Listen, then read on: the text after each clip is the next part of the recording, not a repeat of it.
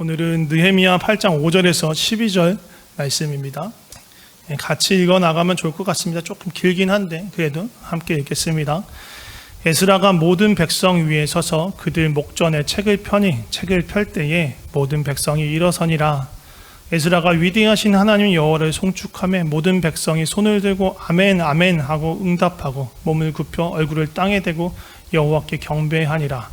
예수아와 바니와 세레비아와 야민과 악굽과 사부대와 호디야와 마아세야와 그리다와 아사랴와 요사밧과 하난과 블라야와 레이 사람들은 백성이 제자리에 서 있는 동안 그들에게 율법을 깨닫게 하였는데 하나님의 율법책을 낭독하고 그 뜻을 해석하여 백성에게 그 낭독하는 것을 다 깨닫게 하니 백성이 율법의 말씀을 듣고 다 우는지라. 총독 느헤미야와 제사장 겸 학사 에스라와 백성을 가르치는 레위 사람들이 모든 백성에게 이르기를 오늘은 너희 하나님 여호와의 성일이니 슬퍼하지 말며 울지 말라 하고, 느헤미야가 또 그들에게 이르기를 너희는 가서 살진 것을 먹고 단 것을 마시되 준비하지 못한 자에게는 나누어 주라. 이날은 우리 주의 성일이니 근심하지 말라.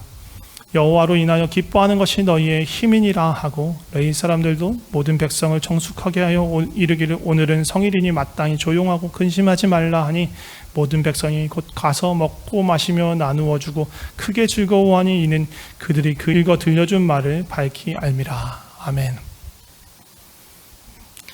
오늘 나눌 주제는 아닌데 오늘 읽은 이 본문 말씀에서도 이 하나님의 공동체, 하나님의 백성의 공동체가 같이 함께 먹고 마시는 것이 얼마나 즐거운 일인지가 나오네요. 정말 마음속에서 그러한 소망이 부릴 때도 있습니다. 너희는 가서 살진 것을 먹고 단 것을 마시되 준비하지 못한 자에게도 나누어 줘라. 그러니까 서로 함께 나누면서 함께 하나님의 백성의 그 공동체가 서로 주님 앞에서 화목하며 화평을 누리며 즐거워하는 것, 음식과 함께 그것을 누리는 시간인 거예요. 백성들이 곧 가서 먹고 마시며 나누어 주고 크게 하나님 앞에서 즐거워하는 이 모습,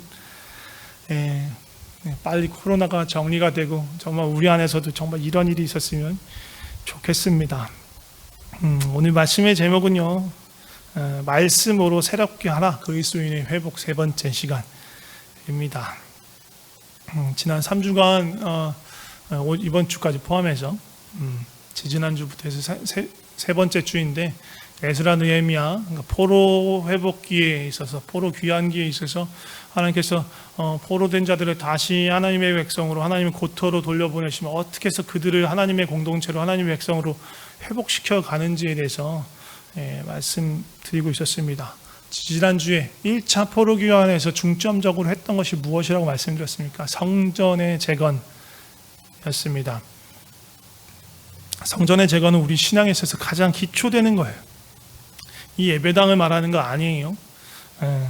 하나님의 임재의 회복을 말하는 거예요. 하나님이 우리 안에 거하시고 내가 하나님 안에 거하는 것들이 회복되어지는 것, 다시 말하면 하나님의 백성으로의 부르심, 자녀로의 부르심이라고 말할 수도 있고요. 또 하나님과 동행하는 삶, 하나님과의 친밀한 교제가 이루어지는 삶이라고 말할 수 있습니다. 그것이 가장 우리 삶의 기초, 그리고 그 기초를 이루시기 위해서 예수께서 십자가의 보혈로 우리 죄를 씻으시고 죄와 사단의 권세를 끊으시고 또 휘장에 휘장에 막혀 있는 것을 그리스도의 그 몸을 찢으심으로 찢으신 거예요. 아무런 장애도 방해도 없도록, 우리가 하나님 앞에 나아가는 것을 막을 수 있는 것이 없도록 다 제거하시고 자유롭게 담대하게 하나님 앞으로 부르신 것, 그 일들을 하신 거예요. 그리고 지난주에 나눴던 건 무엇입니까? 느헤미야의 주도로 이루어졌던 3차 포로 귀환에서 핵심 목표 무엇입니까? 성벽, 예루살렘 성을 재건하는 거였습니다. 성벽은 가장 기초적인 방어의 수단입니다. 성벽이 없다는 것은 대적의 공격이 아주 취약하다는 이야기예요. 영적으로도 마찬가지죠. 원수의 공격에 무방지 상태인 거예요. 그래서 성벽을 쌓는다는 것은 원수의 공격에 대비하는 것입니다. 또 성벽의 또 다른 의미가 뭐라고 했습니까? 경계, 울타리, 바운더리를 만드는 거라고 얘기했어요. 그래서 다시 말하면 그 바운더리를 함부로 드나들 수 없도록, 그러니까 출입을 통제하는 것입니다. 성벽이 없다면 누가 그 안으로 들어오고 그 바깥으로 나가는지 알 수가 없어요. 무엇이 왔다 갔다 하는지 알 수 없어요. 성벽과 성문을 둠으로 인해서 성의 안과 밖을 구분하고 성 안으로 들어오려는 것이 무엇인지 파악할 수 있어요. 부정한 것이라면 성 안으로 들어올 수 없도록 막을 수도 있는 거예요. 우리 삶에, 우리 생각에, 우리 마음에 문지기를 두는 거예요. 우리 마음에 하나님으로부터 오지 않는 것들, 유혹하는 것들, 우리 마음을 무너지게 하는 것들, 또 위협하고 속이는 것들, 그런 것들이 함부로 들어오지 못하도록 막는 것, 그리고 이 세대를 분별하고 정말 하나님의 거룩한 뜻이 무엇인지 깨닫고 거룩함을 지키려 하는 것이 마음의 성벽을 쌓는 것입니다. 또 성벽에는 뭐가 있다고 했습니까? 망대가 있다고 했죠. 망대에는 또 누가 있습니까? 파수꾼이 있죠. 파수꾼이 망대에 머물면서 저 멀리를 내다보고 있어요. 무슨 일이 일어나는지 미리 보는 거예요. 멀리 보는 거예요. 망대는 영적인 시야를 말하는 것입니다. 당장 내 앞의 일, 지금의 일, 당장의 내 앞의 일만은 보고 그것만 급급한 게 아니라 장차 이루실 하나님의 뜻과 계획을 품고 함께 기도하며 동참하는 것, 그것이 망대에서 일어나는 일입니다. 또 망대에서는 경계하기 있기 때문에 때로는 승리의 소식에 대해서 미리 접할 수도 있고요. 또 적들이 공격하는 것들을 미리 볼 수도 있는 거예요. 망대를 세우는 것, 하나님과 동행함으로 인해서 내 지경이 넓어지고 더 넓은 영적인 시야를 갖고 주님과 함께 기도하고 동역하는 것입니다. 오늘은 말씀으로 새롭게 되는 그 공동체에 대해서 말씀을 드리려고 합니다. 오늘 본문 8장 5절부터 읽었는데 8장의 시작을 보면요, 유대력으로 7번째 달 초하루로부터 이제 이야기가 시작돼요. 이 유대력으로 7번째 달은 아주 좀 의미가 있는 달이에요. 많은 절기들이 포함되어 있어요. 나팔절, 대속죄일, 그리고 장막절이 연달아서 이어지는 게 바로 이 7월이에요.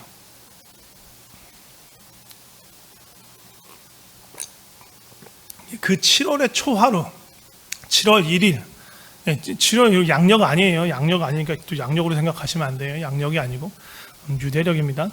유대력의 7월 초하루, 나팔절인데요. 이 7월 초하루에 나팔을 불어서 하나님의 성회를 소집해요. 그러니까 하나님의 백성을 한 군데로 모이는 거예요. 그리고 나팔절이 있은 후에 열흘 뒤에 대속죄일이 있어요.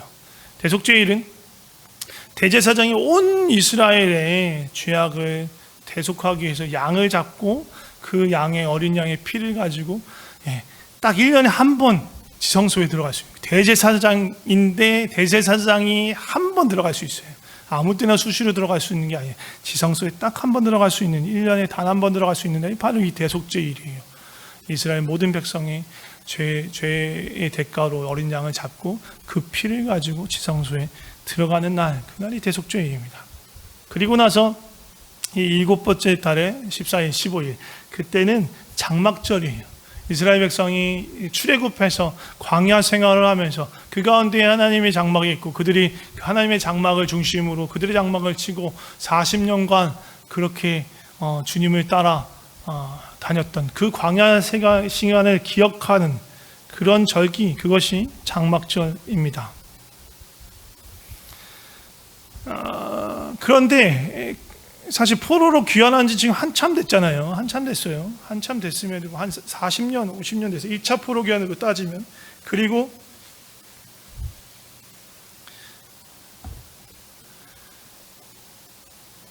그 스룹밥의 성전이 지어진 걸로 따져도 한참의 시간이 지난 거예요. 그런데 제대로 이 7월에 이 절기들을 지킨 적이 없는 거예요. 그동안 함께 모일 수가 없었어요. 왜 그랬냐? 성벽이 없어서 그랬던 거예요. 성벽이. 성전은 있었고 그 안에 하나님을 예배드릴 수 있는 기대, 이제 1차 포로 귀환 때 수룹바벨과 대제사장 여호수아에 의해서 성전이 재건되었지만 성전 앞에 사람들이 모일 수가 없었어요. 이스라엘 백성들이 다 함께 모일 수가 없었어요. 왜냐하면 대적들이 그걸 가만히 보고 있지 않는 거예요. 그들이 모일라 치면 야 저들이 모여가지고 뭔가 하려나 보다. 가서 흩어놓아야겠다 하고 쳐들어오면요 방어할 수가 없는 거예요. 속수무책이에요. 그러니까 그동안은 모이려고 해도 모이고 싶어도 모일 수가 없었어요. 이제 성전이 완공됐잖아요. 그러니까 성벽의 보호 아래 있기 때문에 드디어 이스라엘 백성들이 절기를 지키면서 성회로 모일 수 있게 된 거예요. 그런데 놀라운 것은요, 이 이스라엘 백성들 안에 열망이 있었습니다. 열망. 그냥 성회로 모이는 것에 그치지 않고 뭘 원했냐면요, 하나님의 백성으로 진짜 어떻게 살아가는지 알고 싶습니다. 그래서 그들이 원했던 게 뭐냐면 말씀으로 우리를 깨우쳐 주시옵소서. 그냥 성전과 성벽의 그 외형을 복구시키는 게 문제가 아니고 진짜 하나님의 백성으로 어떻게 살아야 할지 그것을 그 율법을 우리에게 가르쳐 주시옵소서라고 백성들이 율법책을 가져와서 읽고 가르쳐 달라고 백성들이 요청한 거예요. 학사에서 자 이제부터 자 들어, 자 내 말 들어 하고 에스라나 느헤미야가 주도적으로 했던 것이 아니라 백성들 안에 그러한 열망이 이미 있었던 거예요. 우리가 새로워지려면 진짜 하나님의 백성으로 살아가려면 그냥 우리가 갖고 있는 기존의 생각 가지고는 안 돼. 정말로 우리를 가르치는 무언가가 필요해. 그런 마음으로 나온 거예요. 그래서 이제 오늘 말씀의 본문을 보면 에스라가 율법책을 읽습니다. 또 그것을 설명해 줍니다. 에스라만 하는 게 아니에요. 주변에 아까 발음하기 힘들었던 많은 레위인들이 함께 있어가지고 그들이 백성들에게 그 뜻을 풀어서 설명해 줘요. 그러니까 약간 그런 거예요. 여기서 담임 선생님이 있고 보조교사가 돌아다니면서 조금 잘 모르고 이해 못해 선생님 여기 하면 가서 찾아가서 가서 옆에서 친절하게 그 눈높이에 맞춰서 또 설명해 주고 하는 그런 일들이 일어나고 있는 거예요. 하나님의 백성으로 살아가는 거는요, 어떻게 해야 올바른 그리스도인으로 살아가야 하는가를 아는 거는요, 다른 데 있지 않잖아요. 이 말씀에 있는 거예요. 누군가의 경험을 통해서 우리가 전수받는 게 아니죠. 경험은 도움은 될 수 있어요.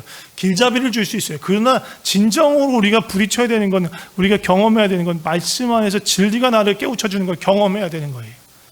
다른 누군가의 도움이 아니라 진리의 말씀을 가지고 성령께서 내 영혼을 깨우쳐주는 것을 경험해야 돼요. 그것이 중요한 거예요. 그러니까 장로들의 유전이나 뭐는 그런 것으로만으로 될 수 없어요. 그리고 다른 나라 다른 종교에 있었던 그 관습이 우리를 새롭게 하잖아요. 지금으로 따지면 뭐 세상의 트렌드를 분석하거나 기업을 벤치마킹해서 교회를 살리겠다, 그건 말도 안 되는 소리인 거예요. 물론 당대의 문화를 어느 정도 이해하는 건 필요해요. 그러니까 선교적인 접근인 거예요. 왜? 그 세상 속에 살아가는 사람들이 어떠한 갈증과 갈망이 있는지를 알고 그들에게 다가갈 도구를 마련하기 위한 거죠. 그런데 그게 아니고, 야, 세상에 이런 거 하면 사람들이 많이 모인다더라, 우리도 그렇게 한번 해볼까? 라고 하는 건 대단히 위험한 생각이라는 거예요. 하나님 백성이 살아가야 하는 바, 그 유일한 기준, 유일한 그 삶의 교과서는요, 말씀이에요. 진리이신 성경, 율법, 당시의 말로 표현하면 율법, 그 앞에 서는 것입니다. 우리 다 잘 아시죠? 디모데후서 3장 16절에서 17절 말씀. 모든 성경은 하나님의 감동으로 된 것으로 교훈과 책망과 바르게 함과 의로 교육하기에 유익하니 이는 하나님의 사람으로 온전하게 하며 모든 선한 일을 행할 능력을 갖추게 하려 함이라. 모든 성경이 무엇으로 되었다고요? 하나님의 감동으로 됐다. 하나님의 감동으로 쓰여졌다. 그래서 그걸 뭐 하려고 그랬냐? 17절. 이러한 이유는 이것이 목적이다라고 설명한 거죠. 이는 이라면 17절. 이는 무엇 때문에? 하나님의 사람, 하나님의 백성, 하나님의 사람, 하나님의 백성이 온전하게 되는데 필요한 것이다. 하나님의 백성으로서 행할 선한 일, 의로운 일을 행할 능력을 갖추게 하기 위해서 필요한 것, 그것이 무엇이냐? 하나님의 감동으로 된 성경이다, 말씀이다. 그리고 그렇게 하나님의 백성으로서 온전하게 돼서 의로운 일을 행하게 하기 위해서, 그 능력을 주기 위해서 성경이 하는 일이 무엇이냐? 교훈하고 책망하고 바르게 하고 의로 교육하는 기능을 한다라는 거예요. 지금 이스라엘 백성도 그러기 때문에 말씀을, 율법책을 들고 와서 에스라에게 가져와서 우리에게 율법을 읽어주시옵소서, 율법을 가르쳐 주시옵소서 라고 얘기하는 거예요. 그리고 에스라는 백성들 앞에서 이야기하고 또 레위인들이 그것을 함께 풀어주면서 백성들이 이제 드디어 그 진리를 마주하게 된 거예요. 우리를 교훈하고 책망하게 하고 바르게 하고 의로 교육하는 그 진리이신 하나님과 마주하게 되는 거예요. 진리를 마주하게 되면 어떻게 돼요? 우리를 교훈하고 책망해요. 우리가 알게 되는 게 있어요. 내가 얼마나 진리하고 동떨어진 삶을 살아왔는가를 알게 되는 거예요. 진리가 우리를 책망하는 거예요. 거룩함을 몰랐을 때는요, 내가 더러운지 아닌지도 모르는 거예요. 주변에 있는 사람들 모두 다가, 세상 사람들 모두 다가 그냥 악하고 추한 곳에서 그냥 들고 있으니까 그게 너무나 자연스럽고 다 그런 거 아니야? 당연한 거 아니야? 그렇게 살아왔었는데 이제 말씀 앞에 서니까, 진리 앞에 서니까, 거룩하신 하나님 앞에 나아가니까 드디어 나의 더러움이 보이기 시작하는 거예요. 내가 얼마나 더러운지 알게 되는 거예요. 그게 진리가, 하나님의 말씀이 우리를 책망하시는 거예요. 우리를 가르치시는 거예요. 그 하나님의 말씀이 가르치신다는 건요, 막 지식적으로 막 성경 공부를 해서 하는 게 아니고요. 그 말씀이 살아 움직이는 거예요. 나에게 들려지는 거예요. 하나님의 말씀으로. 하나님이 나에게 하시는 얘기로. 진우가 또 그거 잘못됐어. 너가 여지껏 당연하다고 생각했던 그건 잘못 알고 있었던 거야. 그건 내가 기뻐하는 일이 아니란다. 그렇게 들리기 시작하는 거예요. 하나님의 마음을 알아가기 시작하는 거죠. 그러면서 내가 아는 건, 나의 길은 정말로 하나님 길과 달라 있었구나. 내가 생각한 의로운 삶, 거룩한 삶은 하나님의 것과 동떨어져 있었구나를 깨달아 아는 거예요. 이스라엘 백성들도 마찬가지였어요. 자신들이 얼마나 죄악 가운데 있었는지를 발견하게 된 거예요. 그래서 이스라엘 백성들이 즉각적으로 반응합니다. 하나님의 말씀이 들려지고 그 뜻을 해석해 주면서 자신의 삶을 보게 되니까 자신들이 얼마나 진리로부터 벗어나 있었는지 보게 되는 거예요. 그러면서 대성통곡합니다. 우리도 마찬가지여야 되는 거예요. 말씀을 읽을 때 그냥 막 쭉쭉쭉쭉 읽어나가면서 오늘 몇 장 읽었어? 막 이게 중요한 게 아니에요. 말씀 앞에서 주님의 마음을 알고 나에게 하시는 그 말씀을 들으면서 나를 때로는 징계하시고, 때로는 가르치시고, 때로는 나를 격려하시고, 때로는 나를 위로하시는 그 하나님을 만나는 것. 그래서 그 진리 앞에 서 있을 때 내 안에 얼마나 자기중심적인 마음들이 있는지, 또 욕심들이 나를 얼마나 사로잡고 있는지, 또 세상이 주는 것들이 내 마음을 흔들리며 근심에 사로잡히고 평안을 급히 잃어버리는지, 그런 모습들을 보여주는 거예요. 내가 정말 예수 그리스도의 반석 위에 있지 않고 모래 위에 있는 것 같구나. 계속 흔들리고 무너지고 넘어지고 있는 내 모습. 그걸 보는 거예요. 그렇게 말씀 앞에서, 진리 앞에서 우리 자신의 모습을 볼 때 우리는 돌이킬 수 있어요. 그러니까 그게 은혜인 거예요. 이스라엘 백성도 말씀 앞에서 자신들의 모습을 보면서 통회하면서 울기 시작했어요. 통회하면서 울기 시작했어요. 너무나 기쁜 일이잖아요. 기쁜 날이잖아요. 지금 정말 오랜만에, 정말 오랜 세월 만에 이스라엘 백성이 다 함께 예루살렘 성에 모여서 하나님께 절기를 지키는 너무나 기쁜 날인데, 그 기쁜 날의 한가운데 진리 앞에서 너무나 죄송한 마음이 느껴지는 거예요. 하나님, 우리가 정말로 하나님을 떠난 죄악 가운데 있었습니다. 통회하면서 울기 시작합니다. 그런데 그때 에스라와 느헤미야가, 그리고 레위인들이 이스라엘 백성을 격려하기 시작해요. 오늘은 여호와의 성일이야. 우리가 하나님 앞에서 기쁜 마음으로 모였잖아. 울지 마. 울지 말고 함께 기뻐하자. 하나님 우리를 다시 모으신 그것만으로도 일단 기뻐하자. 하나님을 기뻐하는 게 우리의 힘이야 라고 이야기합니다. 그리고 아까 처음 얘기할 때 나눴던 것처럼 함께 먹고 마시자. 너희가 갖고 있는 것을 나누어 주면서, 준비하지 못한 자들에게 나누어 주면서 함께 잔치를 벌이자 라고 이야기하는 거예요.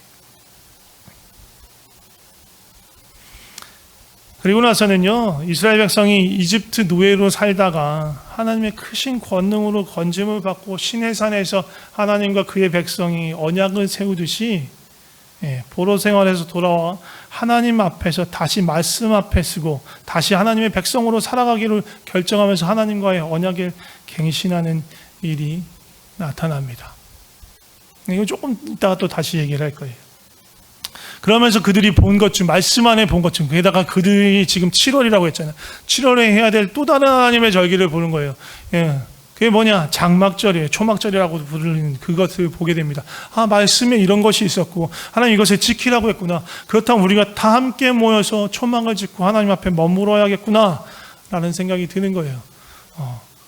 그러니까 에스라와 또 느헤미야가 공포합니다. 자, 이제 각자는 이런 나뭇가지들을 갖고 와서 초막을 짓자라고 이야기합니다.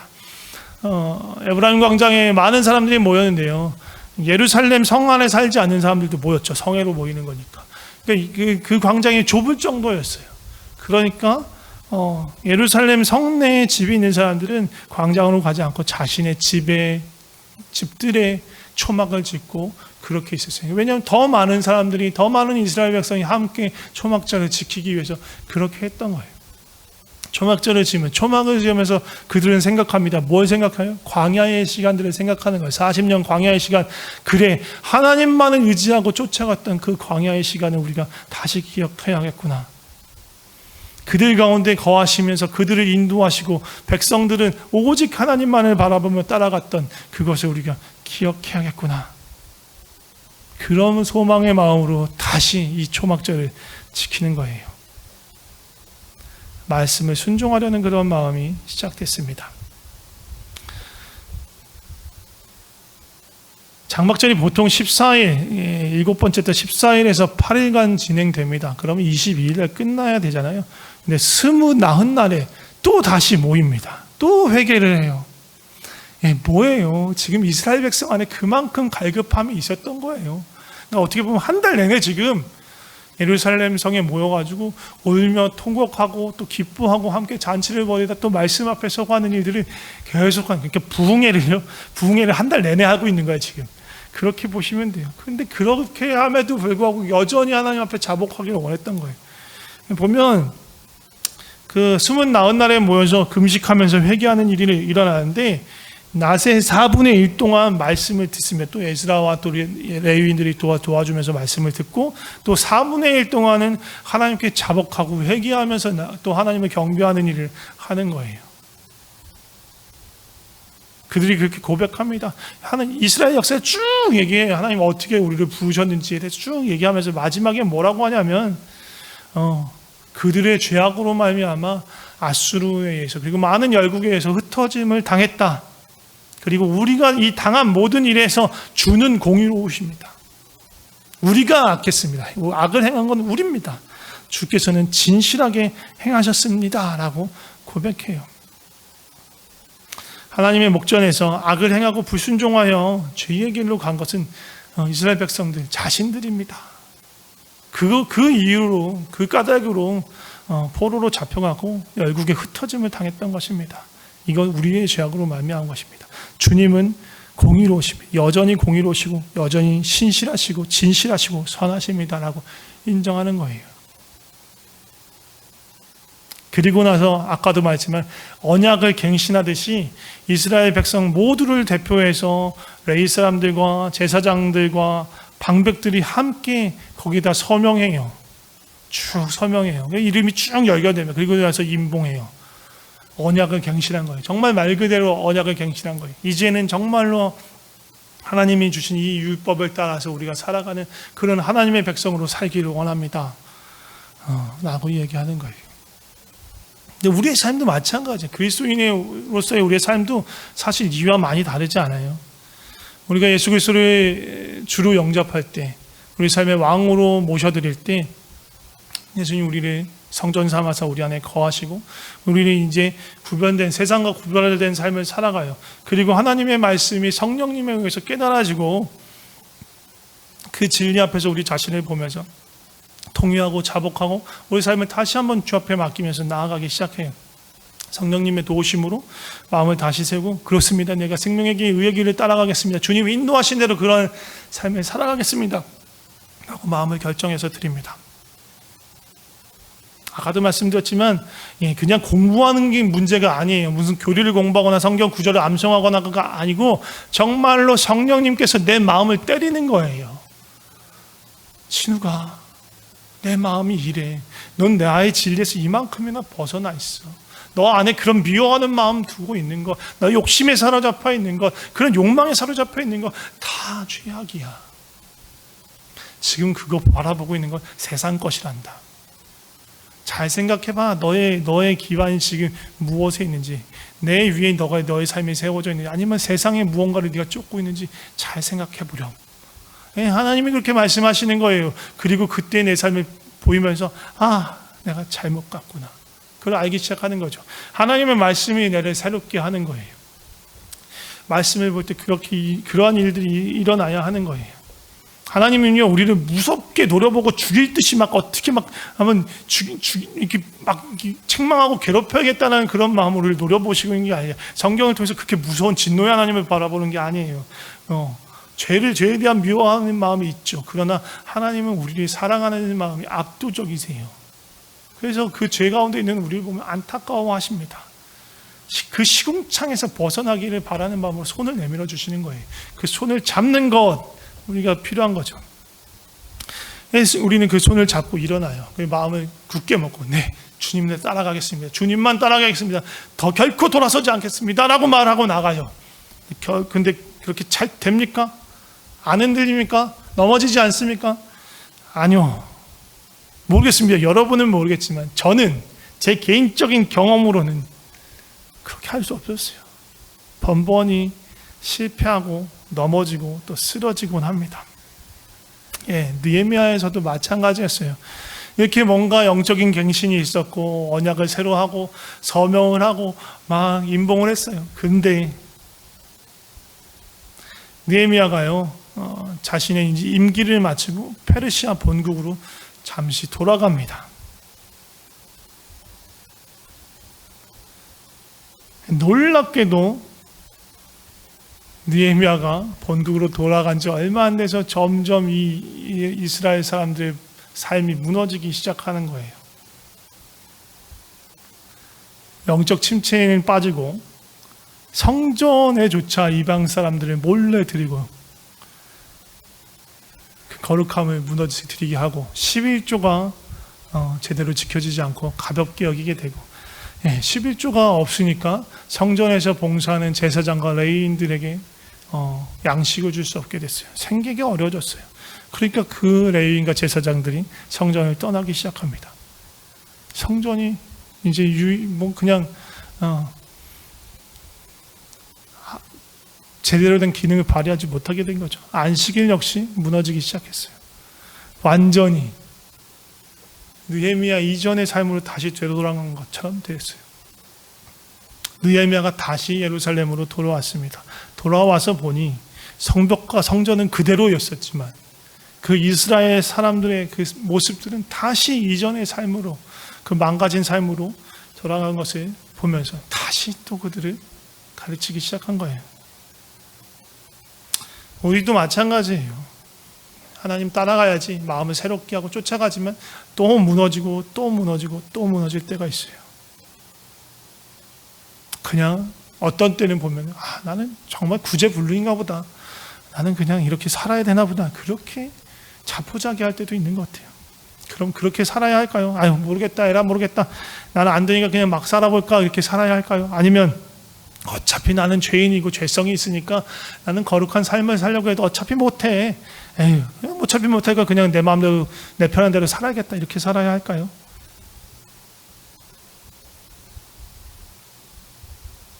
아니에요. 하나님 우리의 이 연약한 모습을 보이고 무너진 모습을 보일 때 우리가 해야 될 건 한 가지예요. 회개하는 거예요.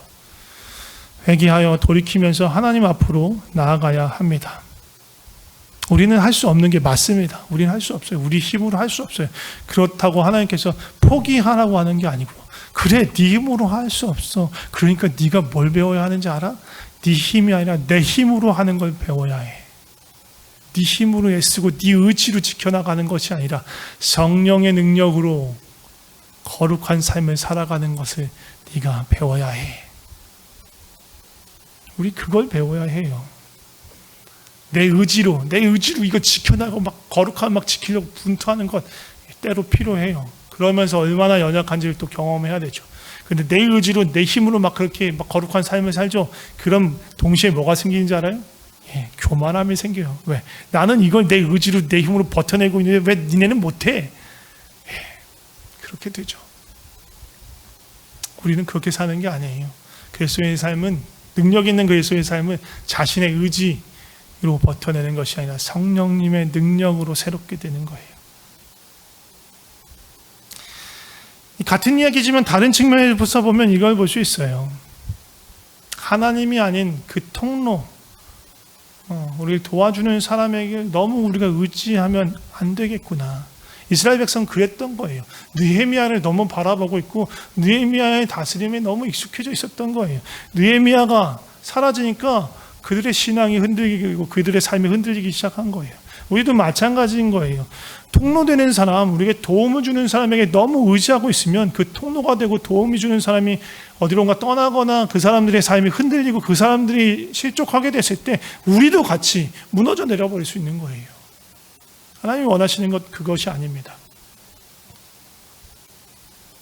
느헤미야의 지도력을 보고 따르는 것이 아니라 하나님을 알고 하나님을 만나기 때문에 그 진리가 나를 가르치기 때문에 그 주님을 따라가는 삶을 살아가야 하는 것이에요. 다른 누구 의지하는 것이 아니라 오직 하나님, 살아계신 하나님의 아들이신 예수 그리스도, 우리 안에 계신 성령님을 따라가는 삶을 살아가야 하고 예수 그리스도의 반석 위에 우리의 기초를 놓아야 하는 것입니다. 말씀을 정리하면서 좀 기도했으면 좋겠습니다.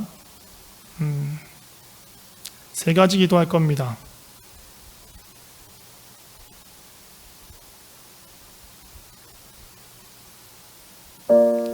세 가지 기도할 텐데요. 먼저는요, 말씀을 향한 갈급함을 달라고 좀 기도했으면 좋겠습니다.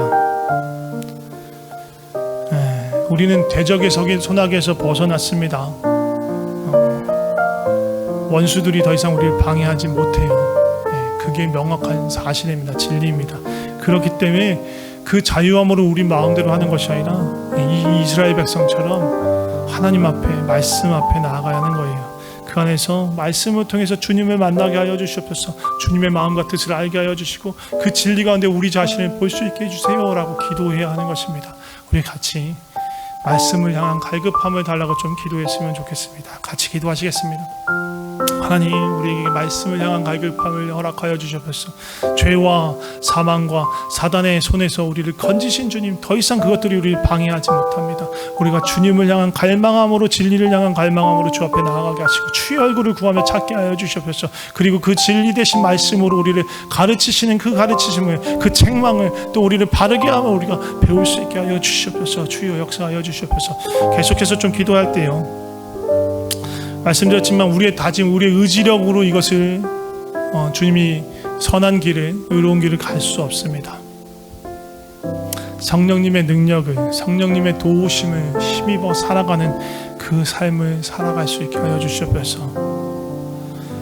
주님, 성령님 우리를 불쌍히 여기셔서 우리를 인도하시고 지도하시고 깨우쳐 주시옵소서 라고 성령님의 도우심과 그 능력을 구하면서 좀 기도했으면 좋겠습니다. 같이 기도하겠습니다. 성령님 우리를 도와주시옵소서. 우리의 힘과 능력과 또 우리의 의지와 우리의 다짐만으로 아무리 선한 것을 하려고 해도 우리가 선을 이룰 수 있는 것이 없습니다. 우리는 한치도 거룩해질 수 없음을 고백합니다.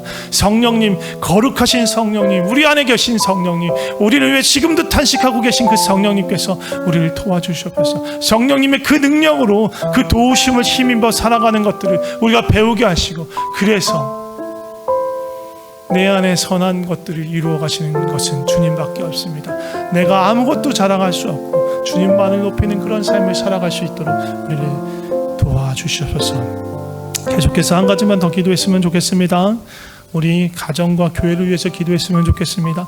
우리 가정과 교회가 오직 말씀 위에, 오직 진리 위에 서게 하여 주시옵소서. 다른 어떤 것들, 세상의 것들 틈타지 않게 하시고 오직 하나님의 말씀으로 살아가는 우리의 가정, 우리 교회가 되게 하여 주시옵소서라고 좀 기도했으면 좋겠습니다. 같이 기도하시겠습니다. 하나님 아버지, 우리 가정 가운데 주님 역사하여 주시옵소서. 우리 가정이 진리 되신 하나님 말씀 위에 서게 하여 주시옵소서. 사람이 떡으로만 살 것이 아니라 하나님의 말씀으로 사는 그 삶을 우리가 살아가게 하여 주시옵소서. 이스라엘 백성이 광야 40년 동안 배웠던 것들이 아버지 우리가 계속 배워나가게 하여 주시옵소서. 진리 되신 하나님의 말씀, 생명의 말씀, 그 말씀에 우리가 삶의 뿌리를 두고 살아가는 것들을 배우게 하여 주시옵소서. 우리 가정이 그런 가정 되게 하시고 우리 교회가 그런 교회 되게 하여 주시옵소서. 세상의 것들이 틈타지 않게 하시고 세상의 것을 쫓아가지 않게 하시고 오직 주님만의 그 말씀만의 그 생명만을 따라가는 우리 교회, 우리 가정 되게 하여 주시옵소서. 하나님 아버지, 우리에게 진리의 빛을 비춰주셔서 감사합니다.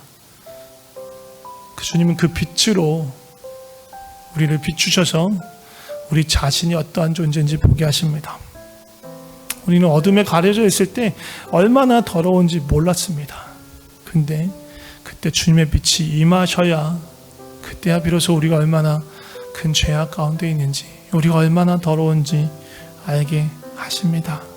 그리고 그 마음으로, 그 간절한 마음으로 주님을 찾게 하십니다. 이것이 주님이 우리에게 주시는 은혜입니다.